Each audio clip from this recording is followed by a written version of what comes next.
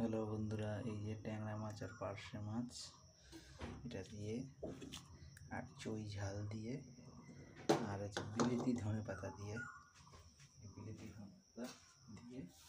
তৈরি হবে আজকে মাছের ঝোল। এই পাতাটা আপনারা খান কিনা জানি না। কড়াইতে প্রথমে তেল দিয়ে দিলাম, তেলটাকে একটু গরম করে নিচ্ছি।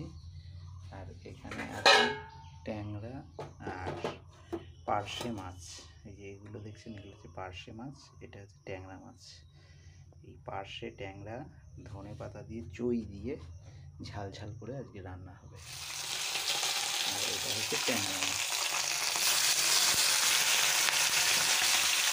তার জন্য বাটা মশলা হচ্ছে শুধুমাত্র পেঁয়াজ আর লঙ্কা দিয়ে আর জিরে দিয়ে মশলা শিলে বেটে নেওয়া হলো। শুধু লঙ্কা আর একটুখানি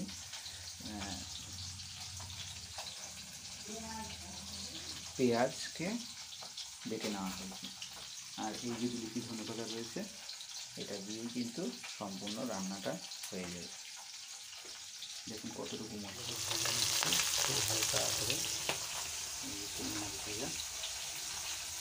আলু আর পটলটাকে ভেজে নিচ্ছি। আপনারা চাইলে এটা নাও দিতে পারেন।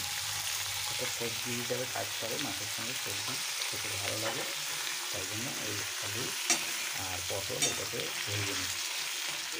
এই হলো আমাদের সেই চুই ঝাল। কেটে নেওয়া আছে ছোটো ছোটো করে,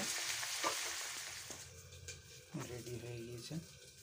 এটা হচ্ছে পেঁয়াজ কুচি, এটা হচ্ছে ধনে পাতা কুচি, বিলিতি ধনে পাতা, আর এটা হচ্ছে গিয়ে সেই পেঁয়াজ আর লঙ্কা বাটা, আর এটা হচ্ছে কালো জিরে শুকনো লঙ্কা, আর এটা ভেজে রাখা মাছ। হলুদ দিয়ে পেঁয়াজটাকে ভাজা হচ্ছে, আর শুকনো লঙ্কা আর কালো জিরে ফোড়ন দেওয়া হচ্ছে। চই ঝালগুলোকে দেওয়া হলো। গ্যাসের ফ্লেমটা সিম করে দিলাম, হালকা করে এটাকে ভেজে নেওয়া হলো। এবার সেই মশলাটাকে দিয়ে দেওয়া হলো, সামান্য একটু মশলা, পেঁয়াজ বাটা আর লঙ্কা বাটা, জিরের গুঁড়ো, জিরের গুঁড়ো দিয়ে দেওয়া হলো এর সঙ্গে।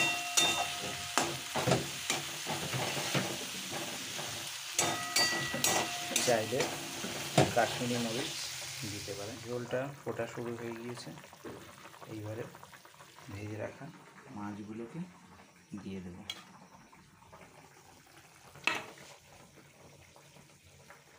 ঝোল কিন্তু ফুটে গিয়েছে ভালোভাবে। এবার শুধু জাস্ট ধনে পাতাটা উপর থেকে দিয়ে দেওয়া হচ্ছে।